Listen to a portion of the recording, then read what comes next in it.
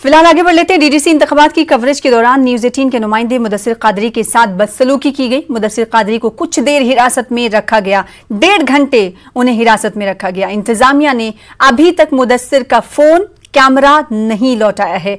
Kashmir press club ने इस मामले की सख्त अल्फाज में मजम्मत की है। क्लब ने मुताल्लिका पुलिस ओहदेदारों के खिलाफ कार्रवाई का मुतालबा किया है।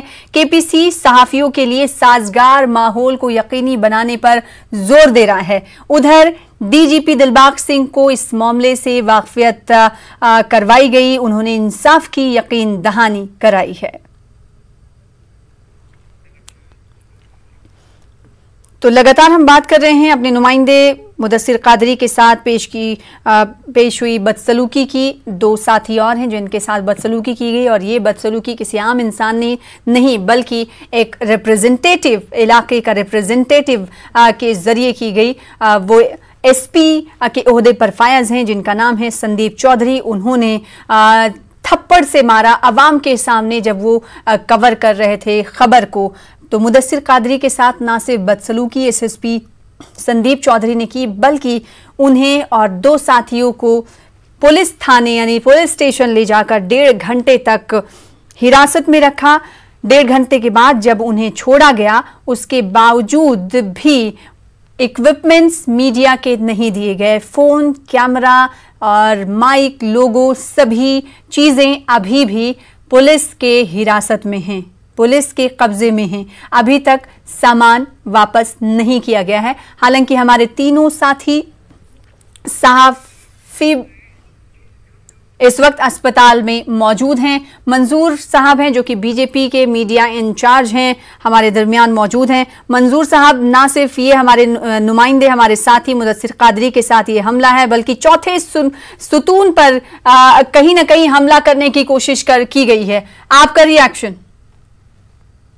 पहली बात है कि इस तरीके की अगर कहीं पर घटना होती है तो उसकी मजम्मत हर कोई करता है, और मैं भी करता हूं क्योंकि मैं खुद एक सहाफी रहा हूं।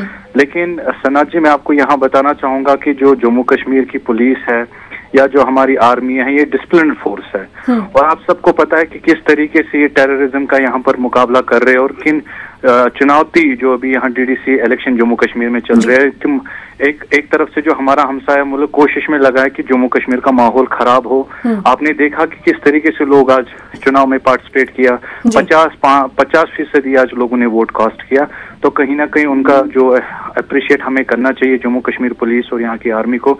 लेकिन हाँ, तनाव लेकिन हैरानी ये हो रही है मंजूर साहब कि अभी तक आला ओहदेदार की तरफ से इस हवाले से हैरानी का या मजम्मत का इजहार नहीं किया गया।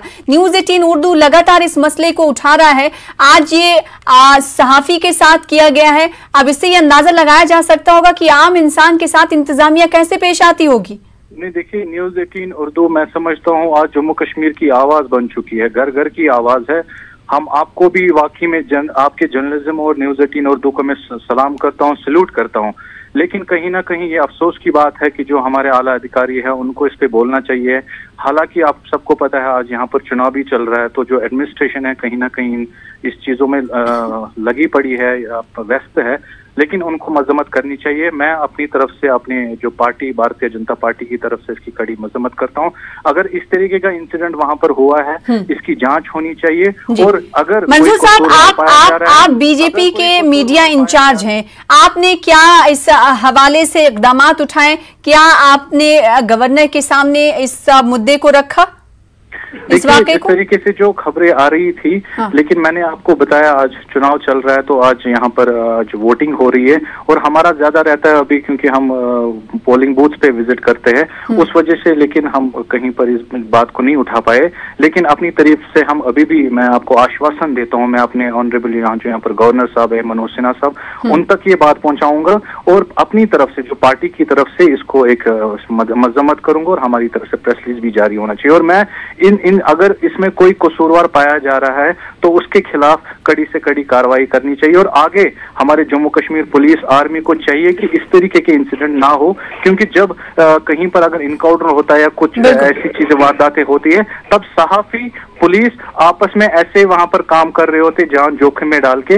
मुझे नहीं लगता है इस तरीके के इंसिडेंट आगे दोहराने चाहिए। बिल्कुल, और आपने खुद कुछ देर पहले कहा कि आप खुद सहाफी रह चुके हैं, तो जो सिचुएशन रहती है ऐसे औकात में वो आपको बखूबी इसका अंदाजा है। और जब इंतजामिया और सहाफी बिरादरी के दरमियान हेल्दी रिलेशन की बात की जाती है, एक ऐसे वक्त में अगर फ्रीडम ऑफ एक्सप्रेशन और फ्रीडम ऑफ स्पीच पर, वो भी सहाफी बिरादरी पर हमला करने की कोशिश की जाती है, तो आखिर बड़े ओहदेदार की तरफ से मजम्मत क्यों नहीं की जाती? ये न्यूज़ 18 सवाल पूछ रहा है। और खासकर अगर बड़े नेता की हम बीजेपी लीडरान की बात करें, उनसे भी हम जुड़ने की कोशिश कर रहे हैं, क्योंकि गवर्नर इंतजामिया है, हम उनसे भी जुड़ने की कोशिश कर रहे हैं, डीजीपी दिलबाग सिंह से भी हम राब्ता करने की कोशिश कर रहे हैं, लेकिन कोई जवाब नहीं।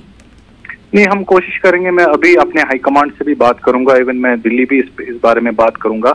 लेकिन मैं आपको यकीनन कहता हूं कि जो आज की ये हमारे फोर्थ पिलर, जो डेमोक्रेसी का चौथा पिलर माना जाता है, मैंने आपको कहा कि मैं खुद सहाफी रहा हूं, मैंने काफी सारे इनकाउंटर्स कवर किए हैं। लेकिन तब जो हमारी रिलेशन होती थी, आप यकीन मानिए, हमें भी तहफ़्फ़ुज़ करना पड़ता था और अपने आप को भी। लेकिन आज इस तरीके का वाक़या आना बहुत अफसोस है। लेकिन कम से कम एडमिनिस्ट्रेशन को चाहिए कि इस पे कोई ना कोई इक़दाम लेना पड़े, एक इंक्वायरी बिठाए। मैं डीजीपी दिलबाग सिंह साहब को भी अपने पार्टी की ओर से यही कहूंगा कि इस पे जल्दी से कोई इंक्वायरी टीम बिठाइए, जांच कीजिए। मंजूर साहब, बीजेपी ने ये दावा किया था और वादा किया था कि आर्टिकल 370 की मनसूखी के बाद हालात साजगार होंगे, लेकिन प्रेस क्लब ऑफ कश्मीर ये कह रहा है कि जब से आर्टिकल 370 की मनसूखी हुई है, जर्नलिस्ट पर, सहाफी बिरादरी पर हमले ज्यादा हो गए हैं, उन्हें प्रेशराइज करने की कोशिश की जा रही है। तो क्या ये वादा वफा माना जाए?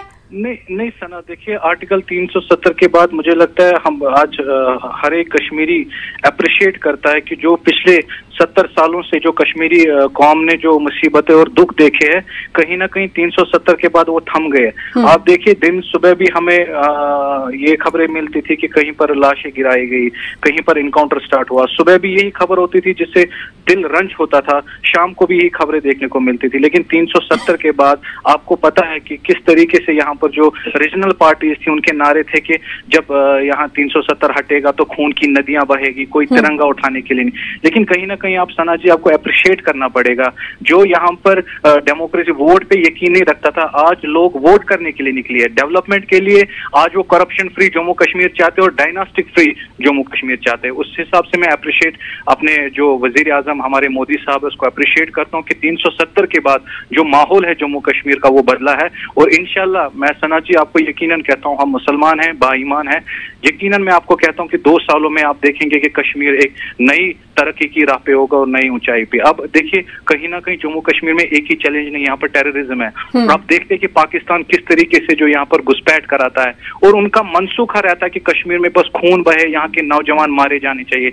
लेकिन आज आप अप्रिशिएट कीजिए, आज देखिए कि कहीं पर कोई ऐसा न्यूज़ 18 आपसे ये उम्मीदें करता है कि आप इस मामले को आला ओहदेदार तक उठाएंगे और इस मामले की जल्द से जल्द सुधार और इस हवाले से सख्त कार्रवाई की जाएगी। और इस बीच बड़ी खबर आ रही है, आपका शुक्रिया अदा करना चाहेंगे मंजूर साहब हमारे साथ जुड़ने के लिए। न्यूज़ 18 के नुमाइंदे मुदस्सिर कादरी के साथ बदसलूकी के बाद जो इक्विपमेंट्स ले लिए गए थे, छीन लिए गए थे, रख लिए गए थे, उसे वापस लौटा दिया गया। और कैमरे में जो तस्वीरें अखज़ की गई है वो हम आपसे, आप नाजरीन को कह रहे हैं कि आपसे कुछ ही देर में हम आपको दिखाने की कोशिश करेंगे। जब उस वक्त ये वाकया पेश आया था, जब संदीप चौधरी की जानिब से हमारे नुमाइंदे और 2 साथियों वो को पीटा गया था और फिर उसके बाद उन्हें हिरासत में लिया गया था। तो इस वक्त की बड़ी खबर आपको दे रहे हैं कि कैमरा और फोन लौटा दिया गया है। आला ओहदेदारों की हिदायत के बाद 1.5 घंटे तक पहले हिरासत में रखा गया, लेकिन सामान नहीं दिया गया था। और अब आला ओहदेदारों की हिदायत के बाद हमारे नुमाइंदे मुदस्सिर कादरी के